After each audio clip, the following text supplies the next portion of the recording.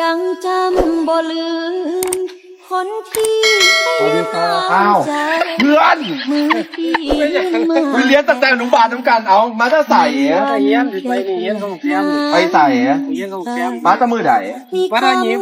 พ่อยิ้มผม โอ้โหเพื่อนสมัยเรียนอนุบาลน่ะรุ่นเดียวกันนะเนี่ยเรียนอนุบาลโอ้โหพี่ขับรถกลับไป พอพี่แล้ว ให้เงินเพื่อนวันนั้นครับให้เงินเพื่อนก่อนเพื่อนรักอีกสุดต้องค่ารถกลับบ้านเด้อไอ้ครับ ค่าน้ำมันนี่เนี่ย ค่าน้ำมัน ครับ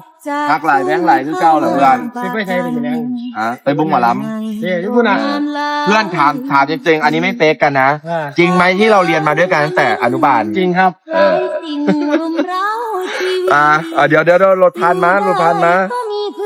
สุขสันต์ปีใหม่กลับมาจากเมื่อ มาหอดพุ่นพูดแล้ววันที่พุ่นได้กลับที่ที่ห้า เขาเกิดวันที่5เนี่ย เจ้า สุขสันต์วันเกิดล่วงหน้าเนี่ยเพื่อน แล้วก็เกิดดวงงานครับ ไปพ่อกัน พอกันโรงงานพุ่นละ เออ